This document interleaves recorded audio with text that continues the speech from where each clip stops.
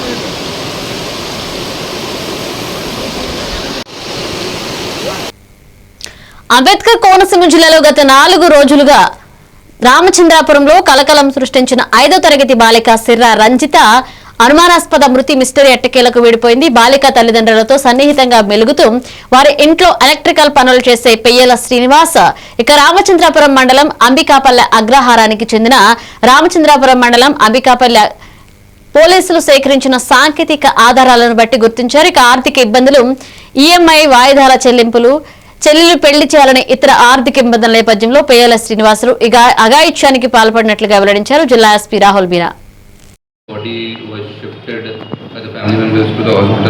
Team వాళ్ళు కూడా వెంటనే రెస్పాండ్ అయ్యి అక్కడ వెళ్ళి దే కలెక్టెడ్ ఎవిడెన్సెస్. అక్కడ మాకు ఒక వెరీ క్లియర్ ఛాన్స్ ప్రింట్ కూడా దొరికింది. మిగతా టెక్నికల్ ఎవిడెన్సెస్ కూడా కలెక్ట్ చేశాము.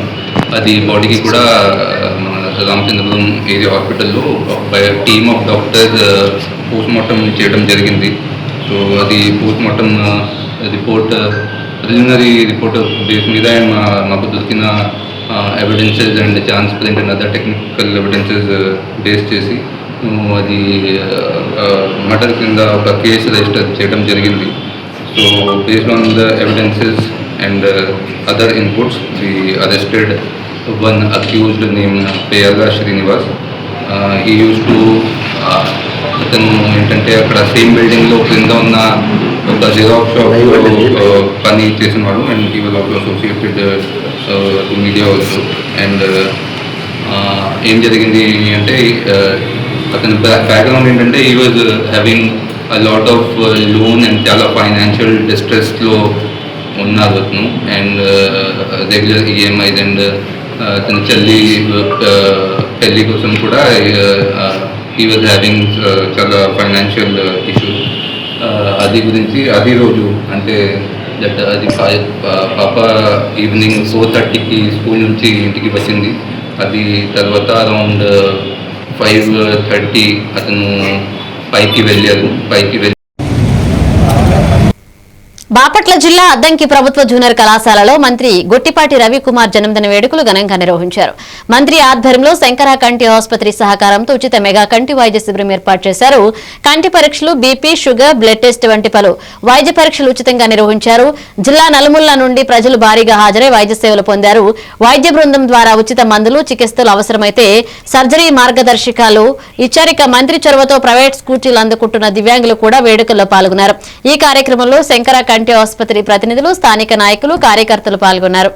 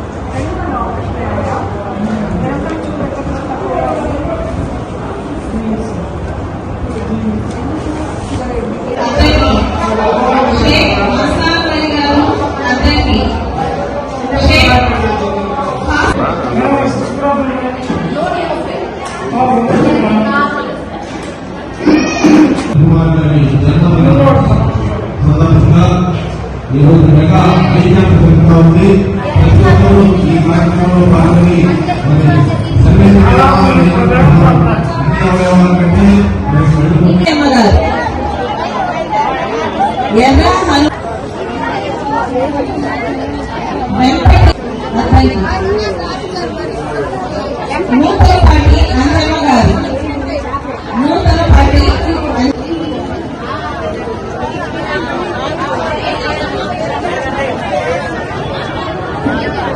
బొడ్డువానిపాలెం,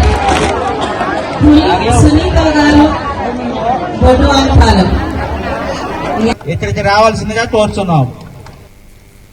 భీమిలి నియోజకవర్గంలో గురుస్వామి గాడు తాతినాయుడు గొల్తి అప్పలరాజు ఆదిమూలం నాగరాజు పర్యవేక్షణలో రామకృష్ణ దంపతులు కొయ్య ప్రవీణ్ కుమార్, కొయ్య వెంకట సత్య జోగేష్, జగదీష్ ఓంకార్ ఆధ్వర్యంలో శ్యామలానంద వేద పండితుల వారు అత్యంత వైభవంగా పడిపూజ మహోత్సవం నిర్వహించారు. ఈ పడిపూజలో విశాఖపట్నంకు చెందిన ప్రయోగ చక్రవర్తి గురుస్వామి బృందం వారు భజన కీర్తనలు ఆలపించారు. ఈ కార్యక్రమంలో అయ్యప్ప స్వాములు, భవానీ భక్తులు, శివస్వాములు పాల్గొన్నారు.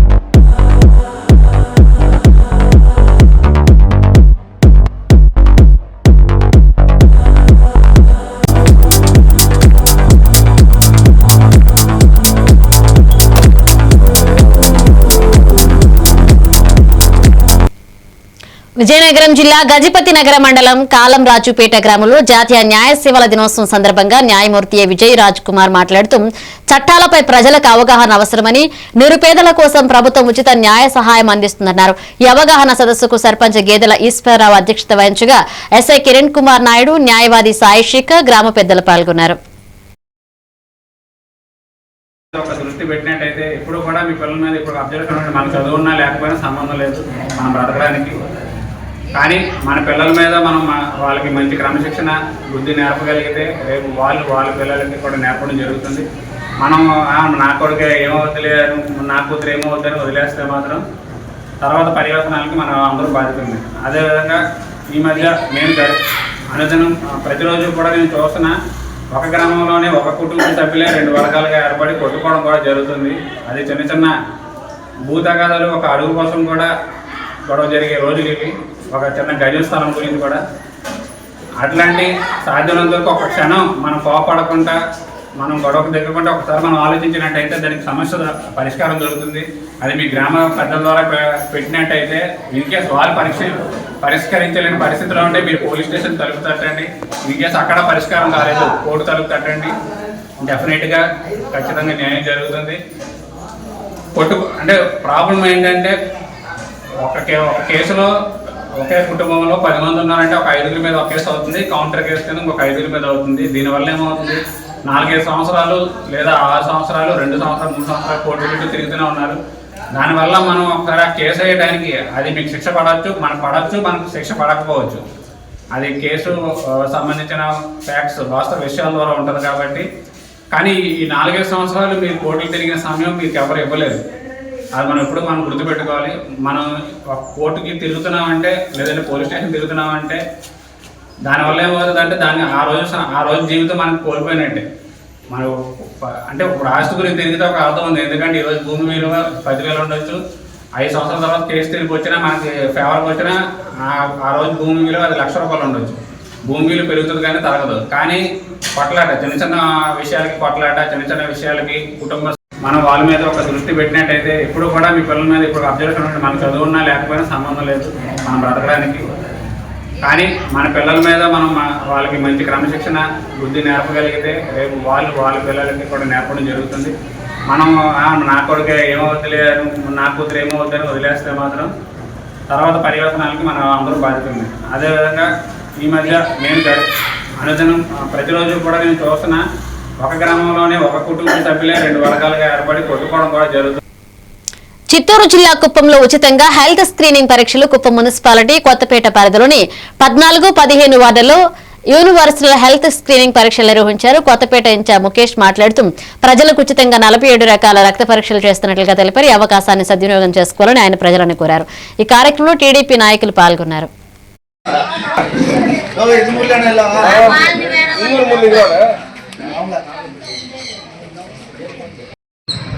ఆంధ్ర రాష్ట్ర ముఖ్యమంత్రి శ్రీ నారా చంద్రబాబు నాయుడు గారి ఆదేశాల మేరకు కుప్పం నియోజకవర్గంలో దాదాపు ఒక నెలగా భవ్య హెల్త్ సర్వీస్ స్క్రీనింగ్ టెస్టు రక్త పరీక్షలు నిర్వహిస్తున్నారు. దానిలో భాగంగా గత వారంలో కొత్తపేటలో 15వ వార్డులో 3 రోజులుగా జరిగింది. నిన్న 14 వార్డులో, ఈరోజు 14 వార్డులు జరుగుతున్నాయి. రేపు 14 వార్డులు జరుగుతుంది. మన్నాడు 13 వార్డులో జరుగుతుంది. కొత్తపేటలో అన్ని ప్రజలు దీన్ని వినియోగించుకోవాలి. దాదాపు 19 టెస్టు ఈ యొక్క రక్త పరీక్షలో రోగ నిర్ధారణ జరుగుతుంది. దానికి సంబంధించిన డాక్టర్లు సలహా సూచనలు ఇచ్చి ఆరోగ్యాన్ని కాపాడడం కోసం చంద్రబాబు నాయుడు గారు ప్రజల యొక్క ఆరోగ్యాన్ని కాపాడడం కోసం చంద్రబాబు నాయుడు ముందడుగు వేస్తున్నారు. మనం కూడా మన అమ్మకు కానీ, మన అక్కకు కానీ, మన చెల్లెలు కానీ ఏదో రోగం ఉంటే తప్ప మనం హాస్పిటల్కి పిలుచుకొని వెళ్ళము. మన చంద్రబాబు నాయుడు గారు ప్రజల యొక్క ఆరోగ్యం పైన చాలా శ్రద్ధతో వారిని ఆరోగ్యం ఉంచాలని, తన బిడ్డల్లాగా అందరినీ చూసుకోవాలని మన ఎమ్మెల్సీ గారు మన గౌరవ కంచెల శ్రీకాంత్ గారు ప్రతి ఒక్క మీటింగ్లో కూడా చెప్తూ ఉంటారు. మనం ఎంతమంది మన ఇంట్లో కుటుంబ సభ్యులకు హాస్పిటల్ తీసుకుని వెళ్ళి ఈ యొక్క పరీక్ష చేస్తున్నామో ఒకసారి ఆలోచించండి అని చెప్తూ ఉంటారు. అది మంచి సందేశమే. నేను కూడా గతంలో మా అమ్మగారికి కొంచెం బీపీ ఎక్కువైందని తప్ప మసలు ఏ రోజు కూడా మా కుటుంబ సభ్యుల ఆరోగ్యం పైన నేను దృష్టి పెట్టలే. చంద్రబాబు నాయుడు గారు ప్రతి ఒక్కరి నియోజకవర్గంలో ఉన్న ప్రతి ఒక్క ప్రజలపైన వారి యొక్క ఆరోగ్యం పైన శ్రద్ధ పెట్టి ఈ యొక్క రక్త పరీక్ష నిర్వహిస్తున్నారు. కాబట్టి ప్రతి ఒక్కరు రక్త పరీక్ష చేయించుకొని వారికి ఉన్న కొద్దిపాటి చిన్నపాటి ఏదైనా మేజర్ తీసుకున్నా కూడా దానికి సంబంధించిన డాక్టర్ల ద్వారా దాన్ని నయమయ్యేదానికి ముందుకు తీసుకెళ్తున్నారు. దీన్ని వినియోగించుకోవాలని కోరుచున్నాము.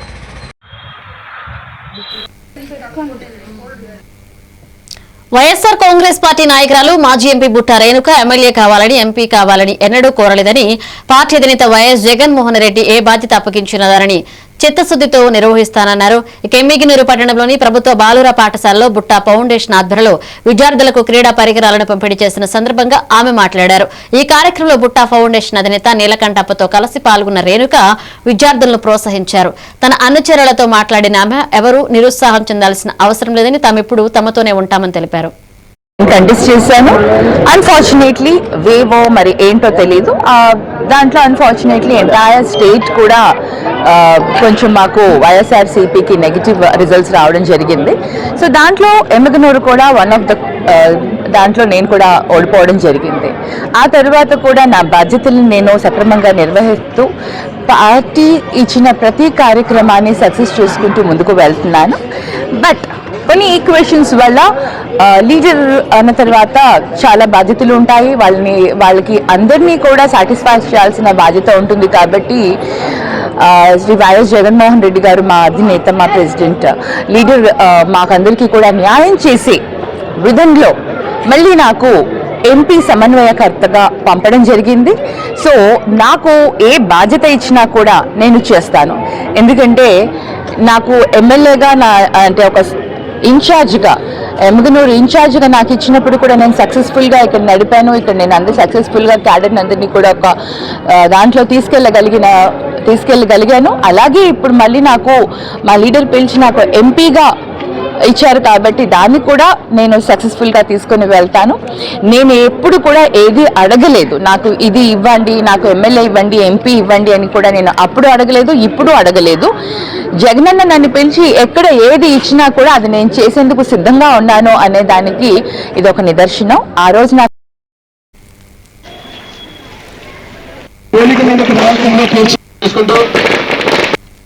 భీమిలి నియోజకవర్గ మెడికల్ కాలేజీల ప్రైవేటీకరణకు వ్యతిరేకంగా ఈ నెల 12వ తేదీన భారీ ఎత్తున వైఎస్ఆర్ కాంగ్రెస్ పార్టీ ఆధ్వర్యంలో భారీ ర్యాలీ నిర్వహిస్తున్నామని వైఎస్ఆర్సీపీ భీమిలి నియోజకవర్గ సమన్వయకర్త చిన్నా శ్రీను ఈ రోజు ఆనందపురం మండలం వైసీపీ పార్టీ కార్యాలయంలో అన్నారు.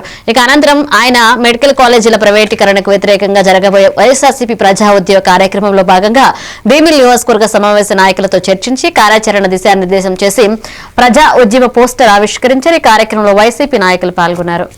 తీసుకోండి అని చెప్పడం, వారు అక్కడికి వెళ్తే ఎక్కడికి వెళ్ళాలని చెప్పడం, ఇది మా దగ్గర జరిగింది. ముఖ్యంగా అన్నవరం గ్రామంలో తీసుకుంటే కొంతమంది ముఖాలు ఉన్నారు, బొట్లు ఉన్నారు, అక్కడ కొండరాపాలు ఉంటే వాళ్ళందరూ మీరు అక్కడికి వెళ్ళాలని అని చెప్పారు.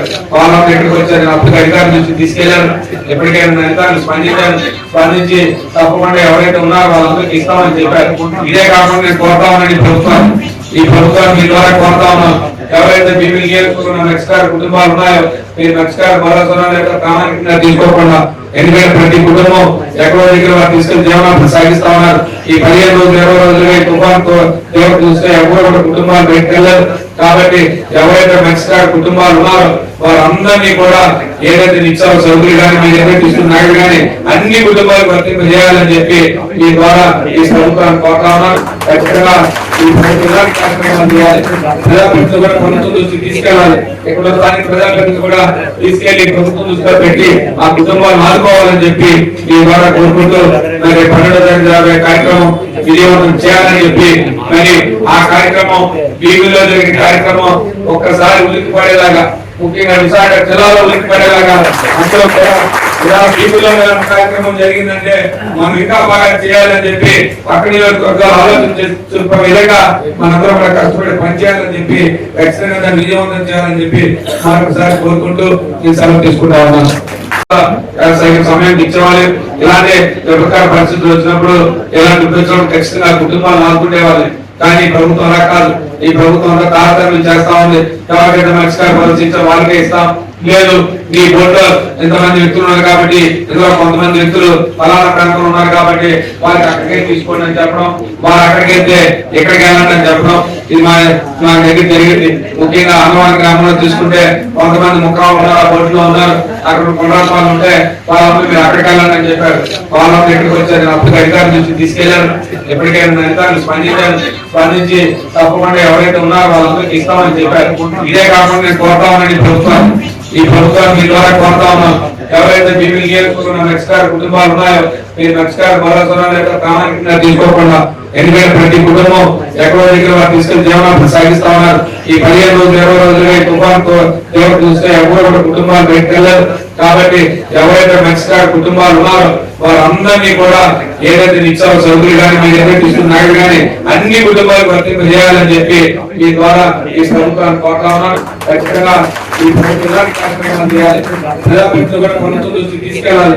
ఎక్కడో స్థానిక ప్రజాప్రతినిధులు కూడా తీసుకెళ్లి ప్రభుత్వం దృష్టిలో పెట్టి ఆ కుటుంబాలను ఆదుకోవాలని చెప్పి ఈ ద్వారా కోరుకుంటూ మరి 12వ తేదీ జరిగే కార్యక్రమం విజయవంతం చేయాలని చెప్పి మరి ఆ కార్యక్రమం భీమిలో జరిగిన కార్యక్రమం ఒక్కసారి ఉలిక్కి పడేలాగా, ముఖ్యంగా విశాఖ జిల్లాలో ఉలిక్కి పడేలాగా అందులో కూడా ఇలా భీమిలో కార్యక్రమం జరిగిందంటే మనం ఇంకా బాగా చేయాలని చెప్పి పక్క నియోజకవర్గాలు ఆలోచించే విధంగా మనందరం కూడా కష్టపడి పనిచేయాలని చెప్పి ఖచ్చితంగా దాన్ని విజయవంతం చేయాలని చెప్పి మరొకసారి కోరుకుంటూ నేను సెలవు తీసుకుంటా ఉన్నాను.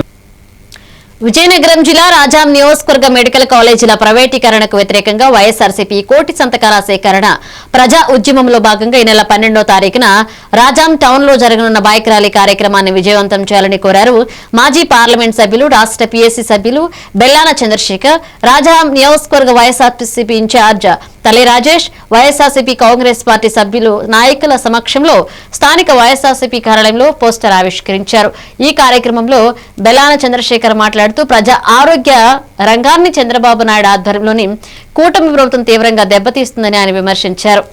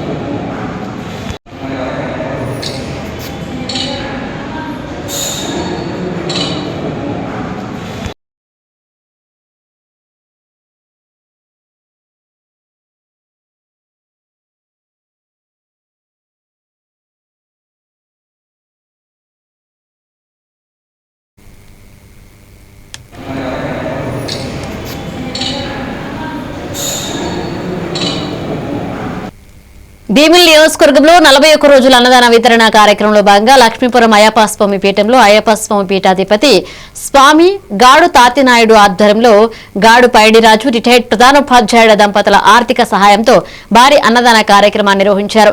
20వ రోజు కూడా లక్ష్మీపురం పంచాయతీతో పాటుగా చుట్టుపక్కల గ్రామాల నుంచి అయ్యప్ప స్వామి భక్తులు, భవానీమాత భక్తులు, శివస్వాములతో పాటుగా పలు దైవ ఆధ్యాత్మిక దీక్షాపరులు అధిక సంఖ్యలో పాల్గొని ప్రసాదాన్ని స్వీకరించారు.